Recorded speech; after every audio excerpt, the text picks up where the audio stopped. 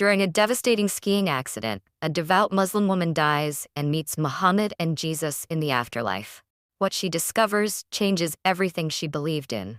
Watch until the end for a shocking revelation that will make you question everything you know about death. My name is Aisha Mahmood, and I never thought I'd be telling this story. At 39, I lived what I considered a blessed life in Aspen, Colorado. I owned a small but successful Moroccan restaurant, prayed 5 times a day, and raised 3 beautiful children with my husband Youssef. Skiing was my escape. Every weekend I'd head to the mountains, finding peace in the challenge of descending those magnificent slopes. 12 years of experience had made me confident, perhaps too confident. That fateful morning of February 23rd started like any other. I woke up for Fajr prayer, prepared breakfast for Youssef and our youngest son Idris, who still lived at home, and packed my skiing gear.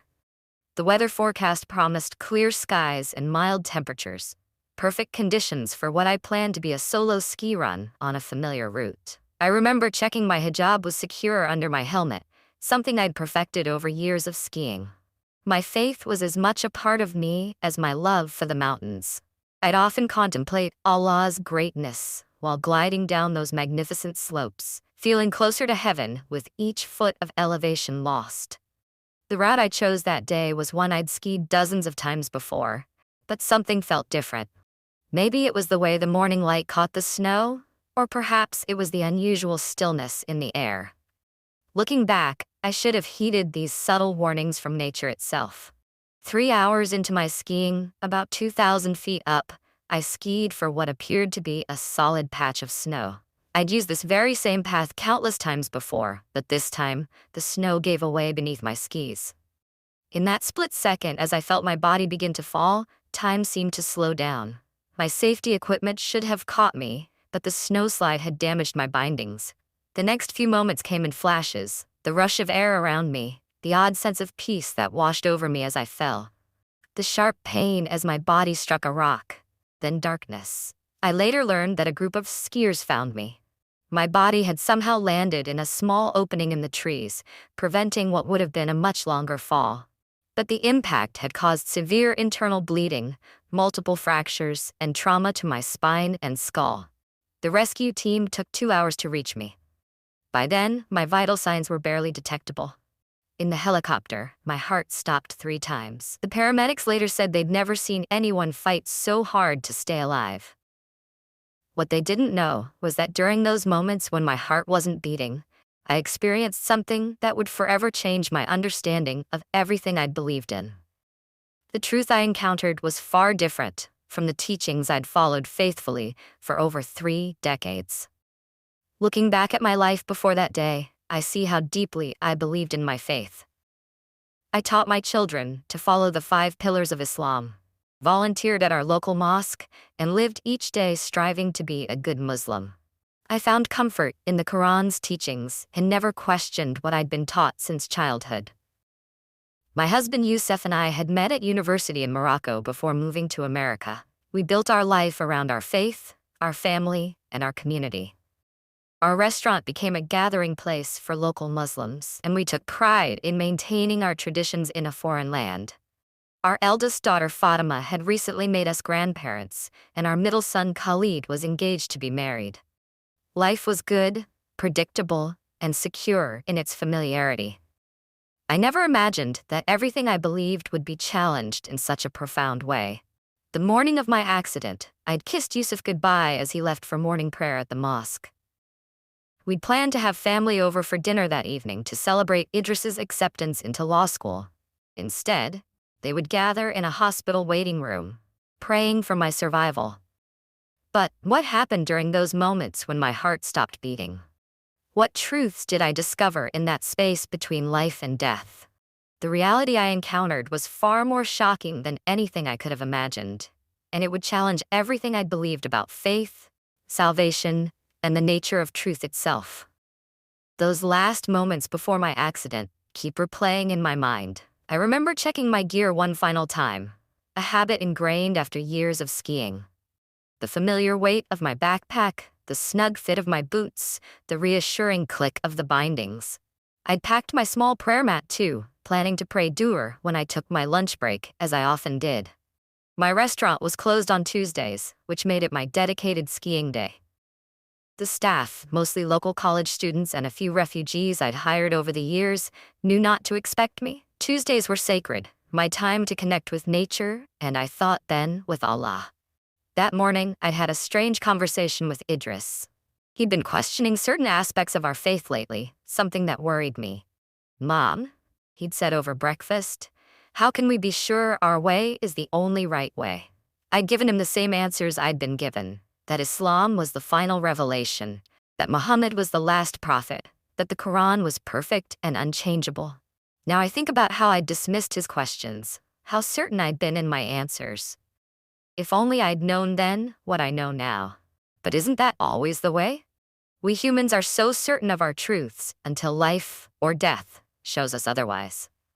The skiing community in Aspen knew me as the hijabi skier. I'd earned respect over the years, mentoring younger Muslim women who wanted to pursue outdoor sports while maintaining their modesty. I'd even been featured in a local newspaper article about breaking cultural barriers.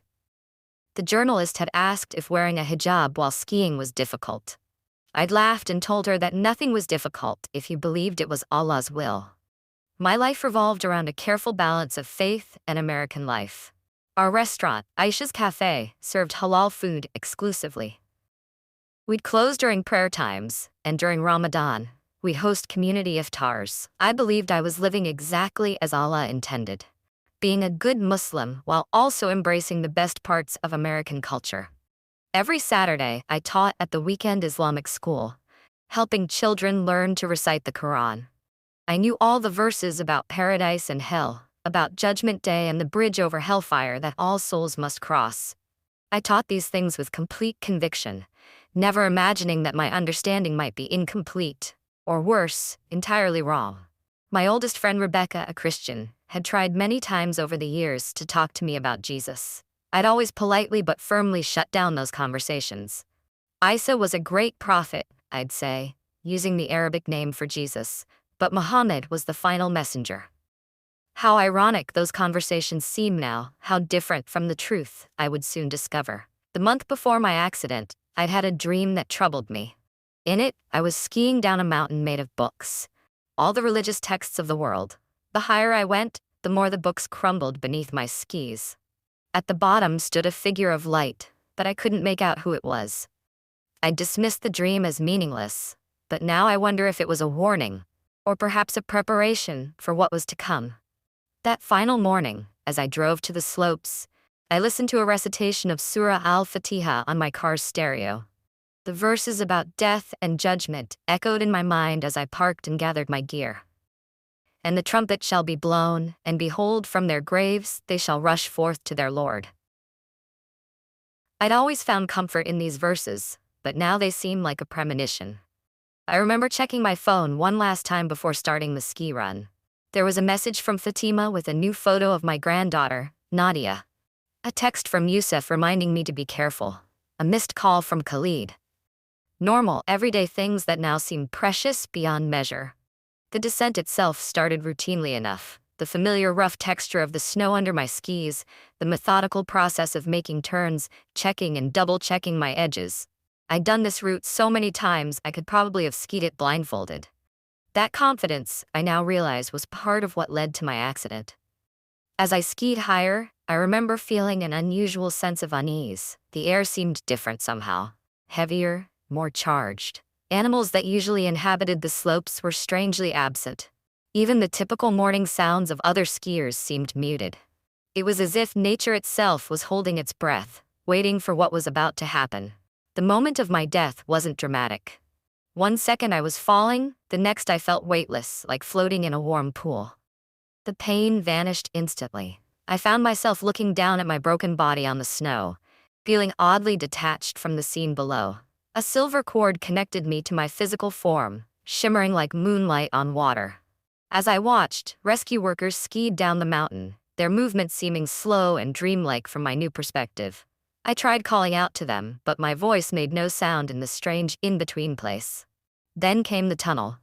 Not the peaceful, light-filled passage I'd heard about in stories, but a dark, swirling vortex that pulled at me with irresistible force. The silver cord snapped, and I was drawn in, tumbling through absolute darkness.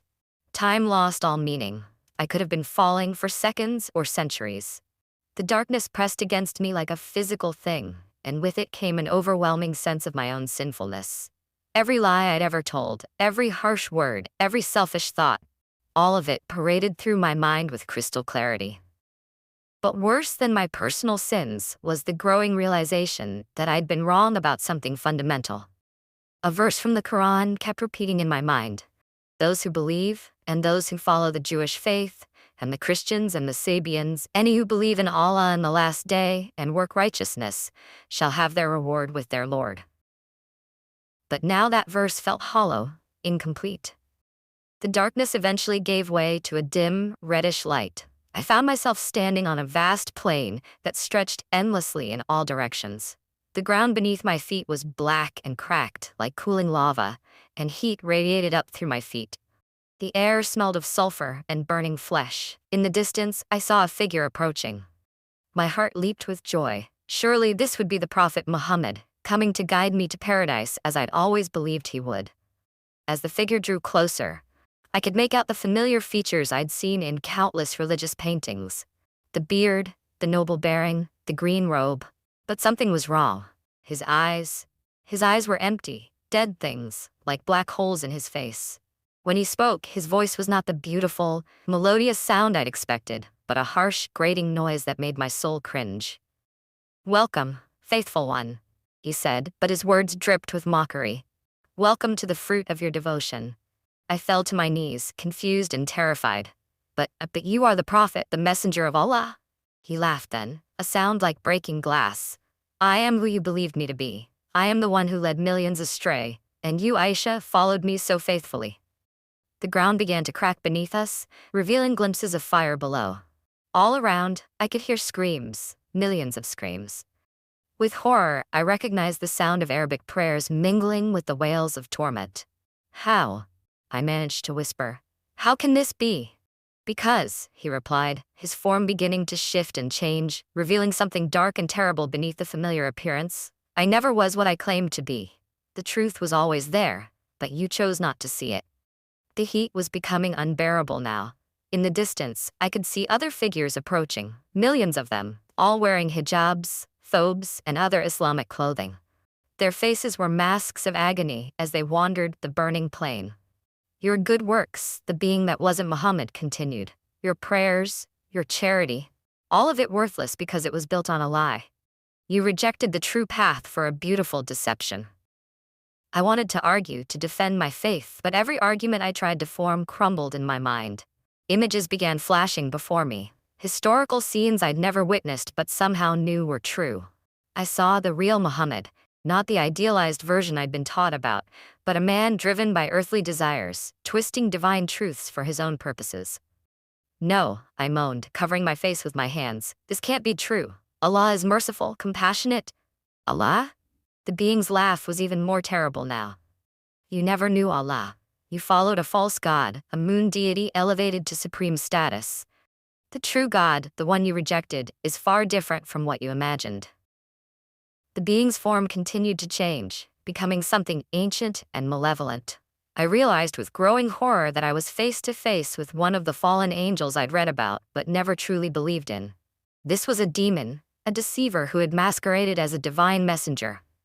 "Your children," it hissed, its voice now completely inhuman. "You taught them the same lies, led them down the same path. They too will join you here unless..." "Unless what?" I cried out, desperate for any hope. "Unless the truth reaches them. But you're here now with us. Forever." The demon gestured at the burning plain around us.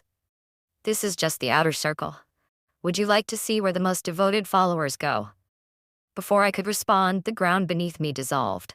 I fell through layers of increasing heat, each level revealing new horrors. I saw people I'd known in life, imams, religious teachers, devoted Muslims I'd admired, all suffering torments I can barely bring myself to describe. In one level, I saw those who'd led others astray being forced to watch as their followers arrived, one by one, their faces contorted with betrayal and anguish. In another, scholars who had twisted scripture for their own purposes were forced to eat the pages of their own writings, the papers burning their throats eternally. The heat became more intense with each level. My spiritual form felt every degree of it, but I couldn't lose consciousness or die again to escape it. The pain was total, consuming, beyond anything I could have imagined in life. Through it all, verses from the Quran kept floating through my mind, but now I saw them differently. Every verse about Jesus that I'd explained away, every contradiction I'd refused to examine, every historical inaccuracy I'd ignored, they all came back to haunt me. I saw my friend Rebecca again in my mind, patiently trying to tell me about Jesus. He claimed to be God, she'd said, not just a prophet, but God incarnate. I'd dismissed her words as blasphemy. Now, in this place of truth stripped bare, I understood with devastating clarity how wrong I'd been. The demon who'd appeared as Muhammad was still with me, its true form growing more horrific with each level we descended. "Would you like to know how many souls I've collected?" it asked, its voice full of terrible pride. "How many millions followed my false prophet into this pit?" Numbers appeared in my mind. Billions over the centuries. Each number represented a soul, a life led in sincere but misguided devotion. I saw my own family among them, my parents, grandparents, ancestors stretching back generations, all deceived, all here in this place of torment. But why? I screamed into the burning darkness. Why would God allow this? "Free will," the demon replied, almost gently. "He gave you his word, his truth. He even came himself, died himself to show you the way. But humans are so easily deceived when the lie is beautiful enough, when it appeals to their pride and their desire for control." We reached what felt like the bottom. Though the demon informed me there were still lower levels I wouldn't be seeing. Here, the ground was transparent, like glass over an infinite sea of fire. Through it, I could see countless souls writhing in agony. "Your final destination," the demon said, gesturing at the inferno below. Unless what?" I asked again, clinging to any shred of hope. "Unless you're sent back. Unless you're given a chance to warn others." The demon's face twisted in what might have been regret. "It happens sometimes. He's merciful that way, the true God. More merciful than the false one you worshipped." Just then a new light appeared, different from the red glow of hellfire. This light was pure, white, healing. The demon shrank back from it, its form melting into the shadows. A figure stepped out of the light, and I knew immediately who it was. Not because he looked like the paintings or statues I'd seen, but because every fiber of my being recognized its creator. Jesus Christ stood before me, and he was nothing like the prophet Isaiah I'd believed in. His presence was overwhelming. Power, love, and holiness radiated from him in waves that made me fall prostrate. This was not just a prophet or a good man. This was God incarnate, exactly as the Christians had always claimed. "My child," he said, and his voice contained all the love and mercy I'd falsely attributed to Allah. "You have seen the truth. What will you do with it?" I couldn't look directly at him. The purity of his presence made me acutely aware of my sinfulness, my lifetime of wrong beliefs, my role in leading others astray. "Lord," I whispered, using the English word rather than the Arabic Allah for the first time in my life. "I was wrong, so terribly wrong." "Yes," he said simply, "but it's not too late for you, Aisha. Not yet." "But I rejected you," I cried. "I taught others to reject you. I raised my children to believe in a false God and a false prophet. How can there be any hope for me?" He knelt beside me. The creator of the universe knelt beside me and touched my shoulder. At his touch, the burning heat of hell receded. "That is precisely why you must go back. Your testimony will be powerful exactly because you were so wrong." "Go back?" Hope flickered in my heart. "You mean? Your body is not yet dead. Your family is praying for you right now, though they pray to a God who cannot hear them. You can return, Aisha. You can tell them what you've seen. You can help break the chain of deception." Around us, the screams of the damned seemed to grow louder, as if in protest. I saw faces I recognized, members of my mosque, religious teachers who had taught me since childhood, friends who had encouraged me in my Islamic faith. All of them reached out to me with desperate hands, their eyes pleading. "Will they listen?" I asked, thinking of my husband, my children, my community. "They're so certain as I was." "Some will listen," Jesus replied. Some won't, but you must tell them anyway. And Isha? He paused, and his eyes held mine. Remember that you saw hell first, so you could understand the urgency. Every soul that believes the lie comes here. Every single one. The implications hit me like a physical blow. Unless they heard and believed the truth, everyone I loved was destined for this place of torment. My beautiful daughter Fatima, my brilliant Khalid, my gentle Idris, my beloved Yusuf, all of them were on this path. When you return, Jesus continued, you will face opposition. Many will call you crazy. Others will threaten you. Your family may reject you. Are you willing to bear this for the sake of truth? Yes, Lord, I replied without hesitation. The horrors I'd seen had erased any fear of earthly consequences. Please, send me back. Let me tell them. He smiled, and the love in that smile was beyond anything I could describe. Remember this moment, he said. Remember what you've seen. Remember that I am.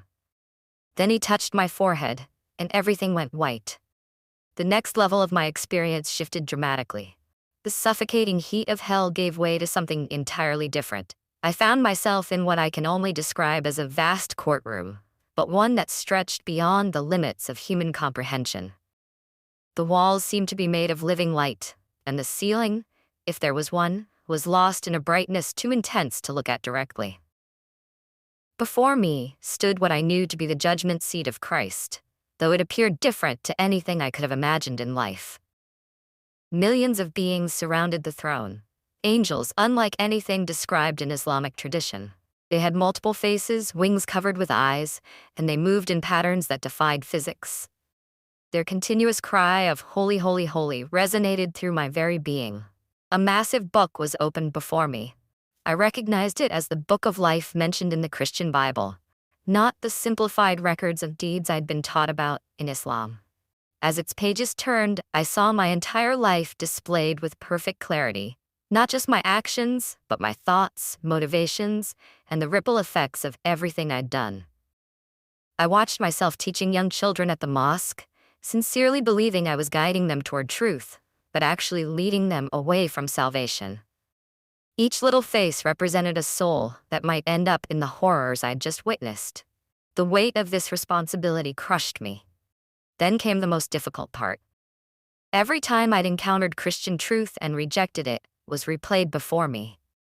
I saw myself as a teenager, finding a Bible in my school library, but putting it back unread because I'd been taught it was corrupted.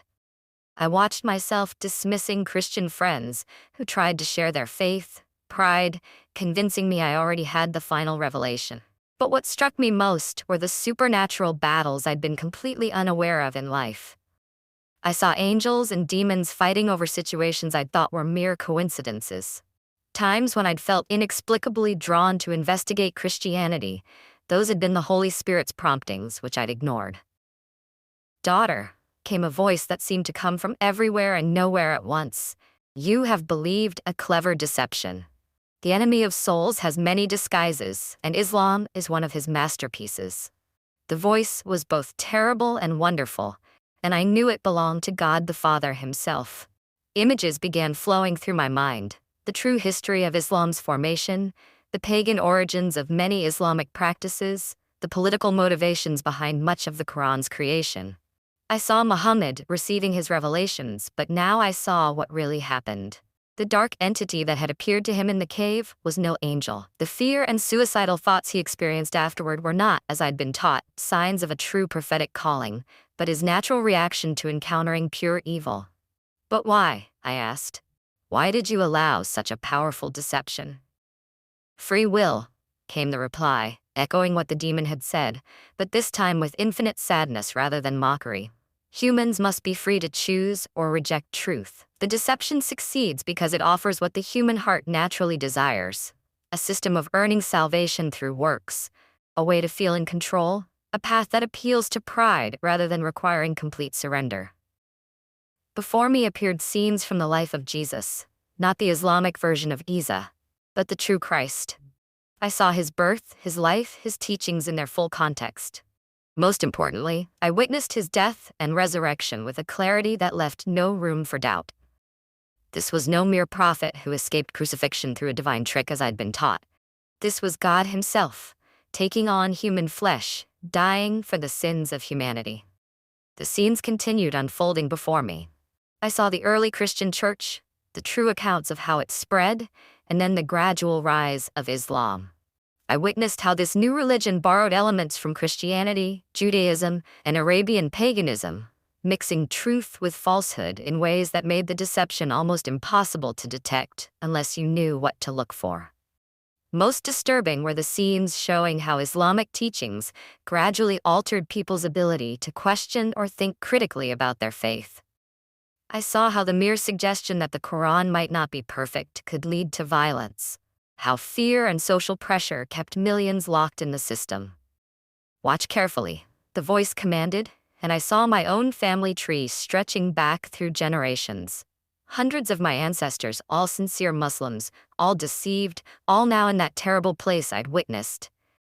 But then I saw something that broke my heart, small points of light scattered throughout the generations.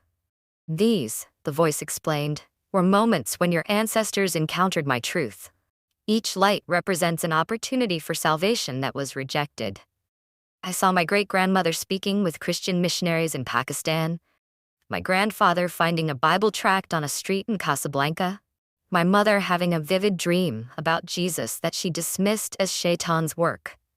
Each missed opportunity sent ripples through time, affecting not just that person but all their descendants. Then came the most painful vision. My children's futures if nothing changed.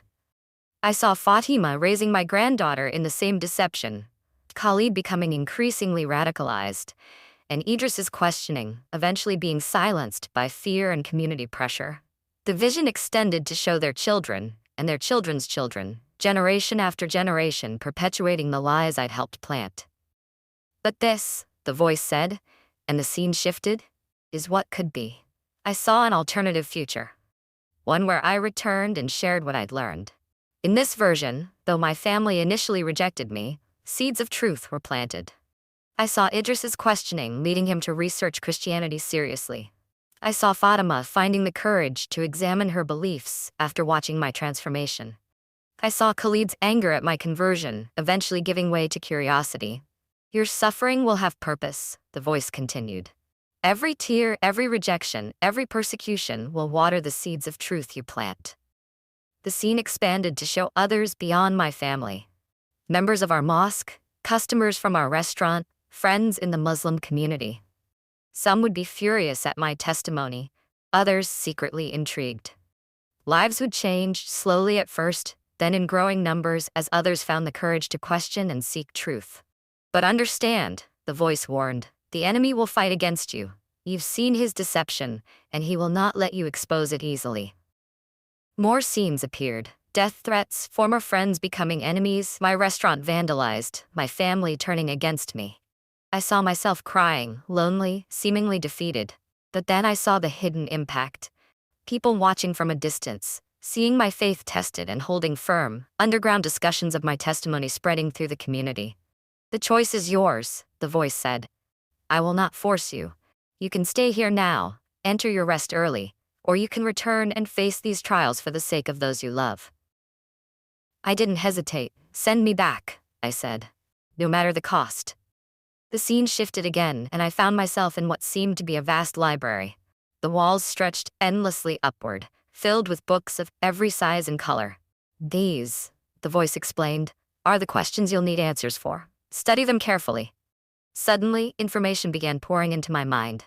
Answers to every Islamic apologetic argument I'd ever used, historical facts I'd never known, archaeological evidence that contradicted Islamic claims, linguistic proofs showing the Quran's human origins. Most importantly, I received a deep understanding of Christian theology that went far beyond the superficial arguments I'd once used against it.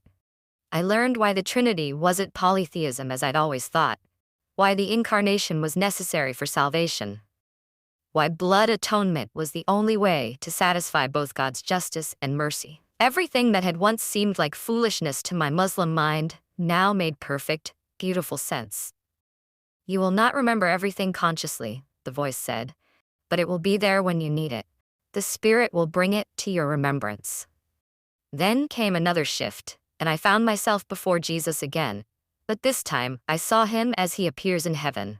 The Lion of Judah, the King of Kings, far different from both the gentle prophet of Islam and the weak Jesus I'd imagined from Christian art. "My daughter," he said, and his voice held both authority and infinite tenderness.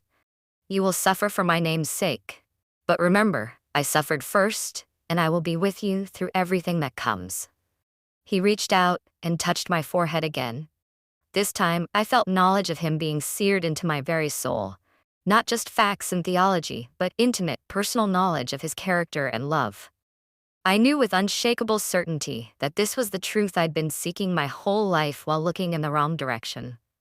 "Your time to return has come," he said. "But first, watch one more thing." Before me appeared what looked like a split screen. Two versions of my death.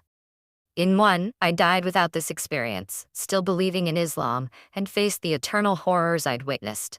In the other, I died after a life of sharing Christian truth, surrounded by family members who had also found salvation because of my testimony. The difference between these two futures, Jesus said, is what you do with what you've seen today. Choose wisely. The scene began to fade, and I felt myself being pulled back toward life. But before everything disappeared, I heard one final message. Remember, you've seen these things not for yourself alone, but for the sake of those still trapped in darkness. Your life is no longer your own. As I began to feel the pull back toward my body, I understood with perfect clarity why this had happened to me. Every detail of my life, being Muslim, living in America, owning a restaurant that gave me connections in the community, even my skiing accident, had been part of a bigger plan. God had positioned me to reach people who might never listen to a born Christian. The last thing I heard before returning to consciousness was a chorus of angels singing. Their song would echo in my memory forever, though human words can't capture its beauty. It was a song about the joy in heaven over every sinner who repents, over every lost sheep that returns to the true shepherd. The transition back to my body was excruciating. After experiencing the freedom of spiritual form, being confined to flesh felt like being squeezed into a suit of wet concrete. Every nerve ending screamed in protest as consciousness returned. The first thing I became aware of was the steady beeping of hospital machines. Then came the pain, waves of it washing over me from multiple broken bones and internal injuries. But even the worst physical pain felt minor compared to what I'd witnessed in hell. I could hear voices around me, doctors and nurses discussing my condition, my family members praying in Arabic. Each Islamic phrase now felt like a small knife in my heart, knowing where those prayers were really going. I wanted to scream out right then and tell them to stop, but my body wouldn't respond. Through half-opened eyes, I could see Yusuf sitting by my bed, his fingers moving over prayer beads as he recited verses from the Quran. Idris was asleep in a chair by the window, looking exhausted. A hijab-clad figure that must have been Fatima was bent over in prayer on a small rug in the corner. The sight of my loved ones continuing in their deceived worship made me want to weep, but I couldn't even do that. My body was held immobile by casts and bandages, and my throat was blocked by breathing tubes. All I could do was lie there and listen as they earnestly petitioned a God who didn't exist. The next few days passed in a blur of pain medication, medical procedures, and visits from concerned members of our mosque community. Every time someone said, "Alhamdulillah, praise be to Allah," about my survival, I felt a deep sadness. If they only knew the truth about who had really given me a second chance. One night, when I was alone except for Yusuf sleeping in the chair beside me, I managed to turn my head enough to see a small wooden cross hanging on the wall. Standard decor in this Christian hospital. Before my experience, I would have been annoyed by its presence. Now it was the only thing in the room that gave me comfort.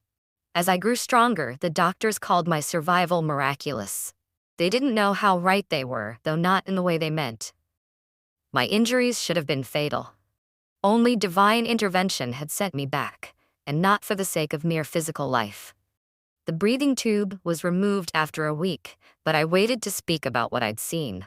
I knew I needed to be strategic about how I shared my experience. If I blurted everything out while still heavily medicated, it would be too easy for everyone to dismiss it as drug-induced hallucinations.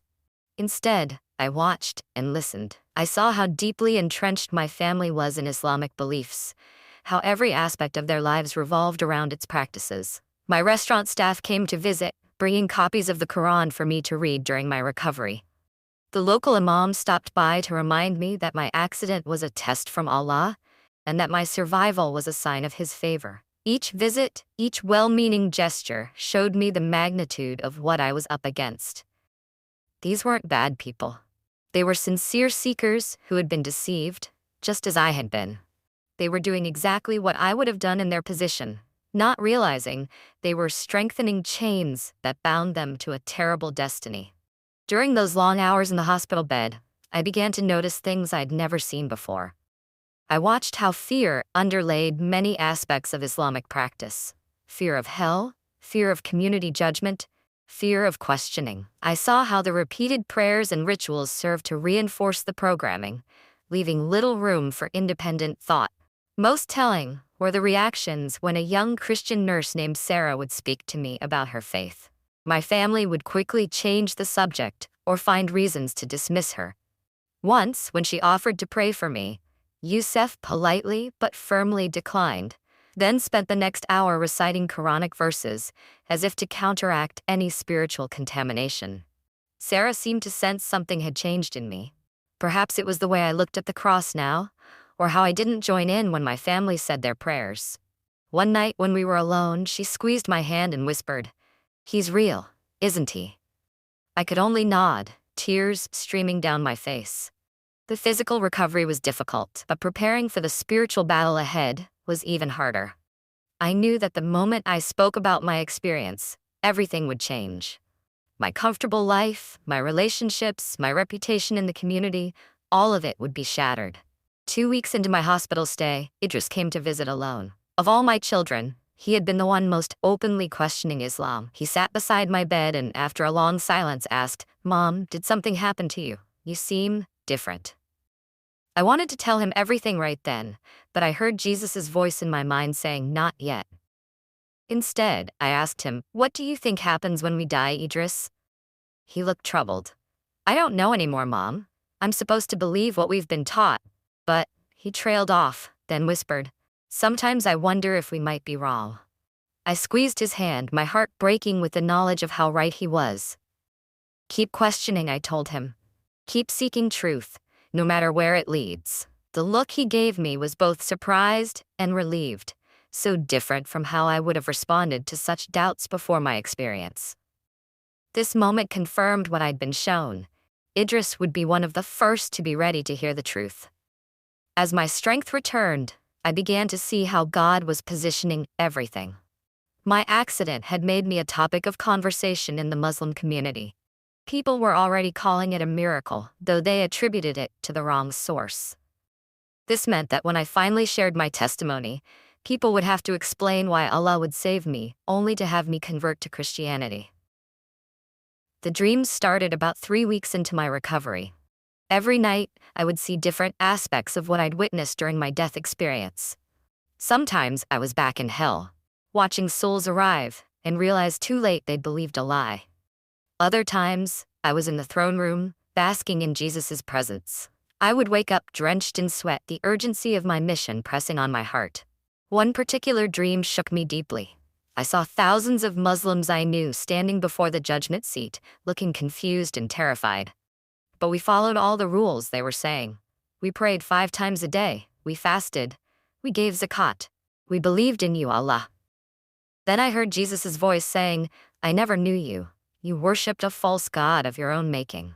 The hardest part was watching my family continue their Islamic devotions around me. Fatima would come with her baby, my precious granddaughter Nadia, and pray over me in Arabic. Each time, I saw flashes of Nadia's future, being raised in the same deception, passing it on to her own children someday, unless someone broke the cycle.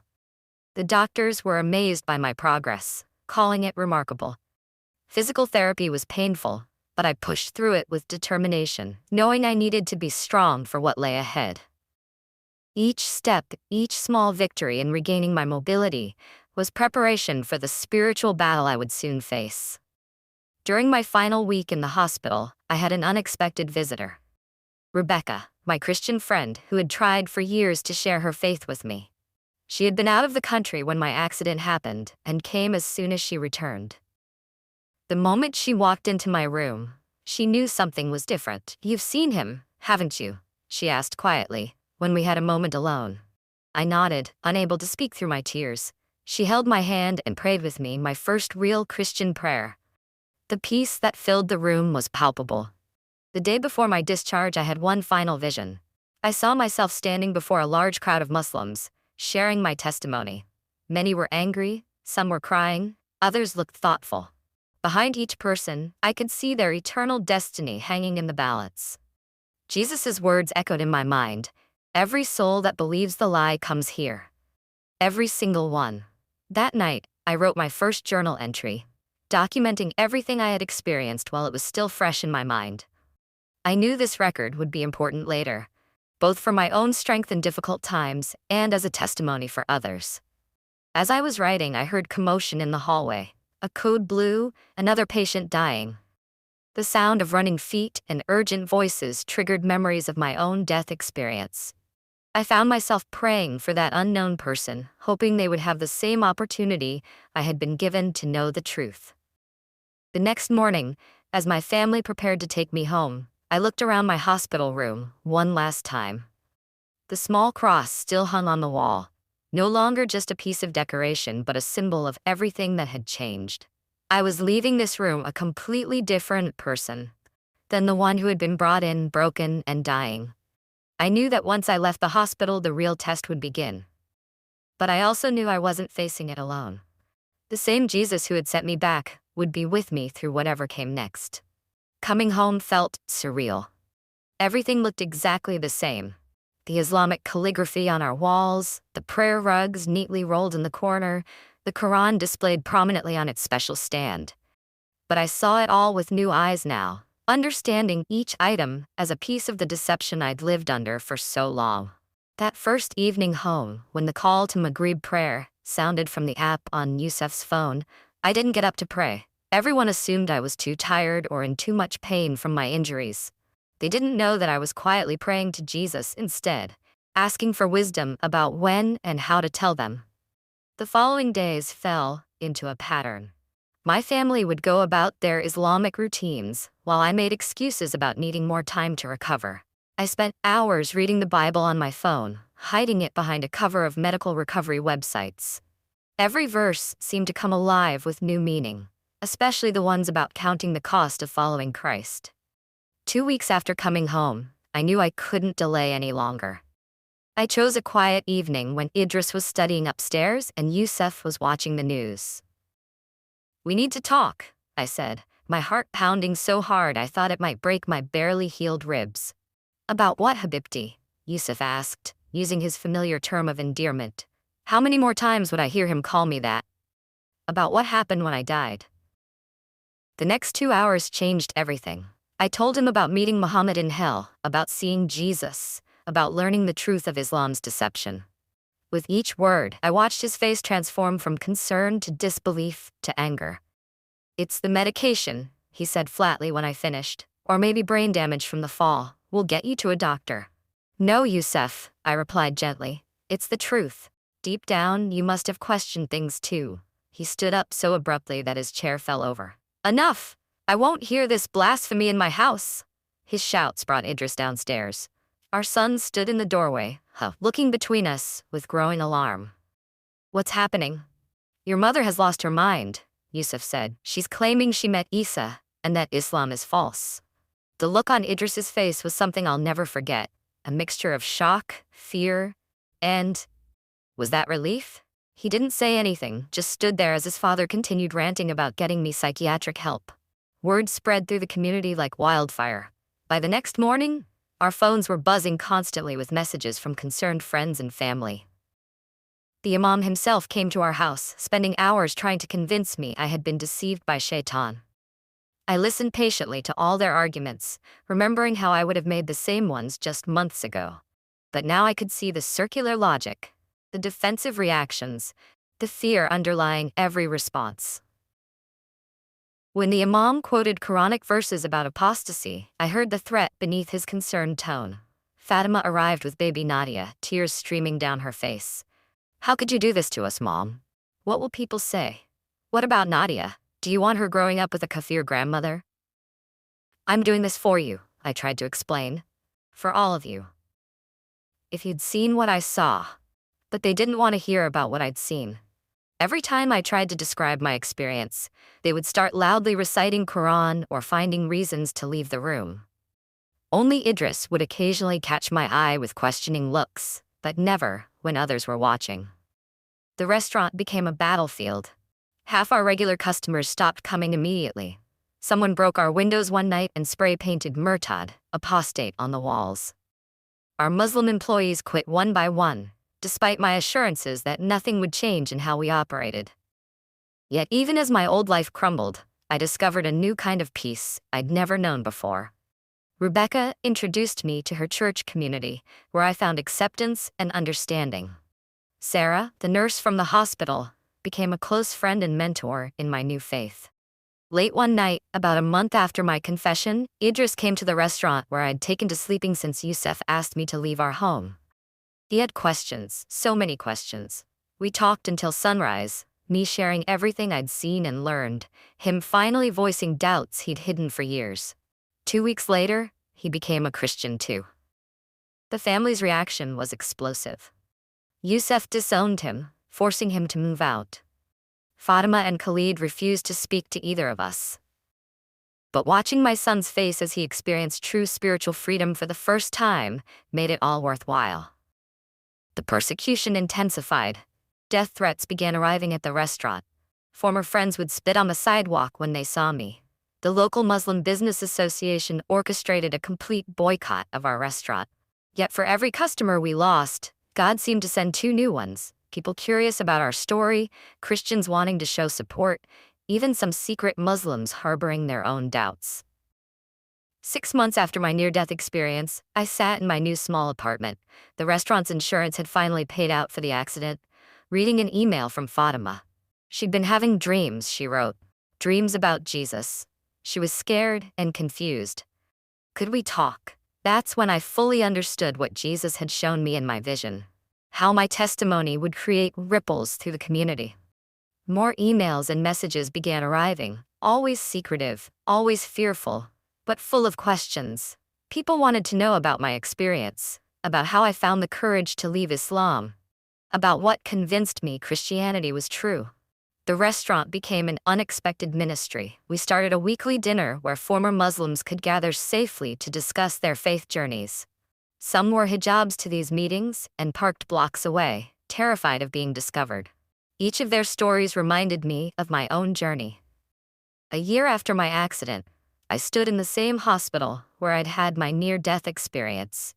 This time watching Idris marry Sarah, the Christian nurse who had prayed for me. Yusuf and my other children refused to attend, but the chapel was full of our new family in Christ. Today, 2 years later, I run a secret online support group for Muslims questioning their faith. Idris and Sarah help me manage it, along with several other former Muslims who found Christ through our ministry. We've seen hundreds come to know the truth. Fatima visits secretly now, bringing Nadia when she can. She hasn't converted yet, but I see the same questioning in her eyes that I once saw in Idris's. Khalid still won't speak to me, but his wife contacted me recently, saying he's been reading the Bible in secret. The threats haven't stopped. Just last week, someone keyed my car with Quranic verses about apostates. But each act of persecution only confirms what I learned during my death experience, that the enemy fights hardest against the truth. My near-death experience changed everything, but not just for me. It started a quiet revolution in our community. People who were once die-hard Muslims now meet in secret to study the Bible. Some have lost everything to follow Christ, just as I did. But like me, they found something far more precious than what they lost. Sometimes at night I still dream about what I saw, both the horrors of hell and the glories of heaven. I wake up with renewed urgency to share my story. Every soul that turns to Christ is one less person who will experience what I saw in that terrible place. Yusuf filed for divorce last year. I signed the papers with tears, remembering our 25 years together, but with peace, knowing I'd chosen truth over temporary comfort. I still pray for him daily, believing that someday he too will remember my testimony and question what he believes. The restaurant is thriving now, though with a completely different clientele. We've become known as a safe haven for seekers and converts. Every table has a Bible discreetly available, and our new staff is trained to minister to questioning Muslims with love and wisdom. Looking back, I understand why Jesus showed me hell first. The horror of that experience gives me courage when facing rejection and persecution. How can I stay silent, knowing where the path of Islam leads? Every dirty look, every threat, every loss is nothing compared to what I saw. My story isn't over. Each day brings new opportunities to share the truth, new souls searching for answers, new chances to show others the way to true salvation. The cost has been high, but as Jesus promised, the eternal rewards are greater than anything this world can offer or take away. If this story touched your heart, please like, subscribe, and hit the notification bell to support our channel. Share this video to help others find the truth. Remember, your one share could save someone's eternal soul.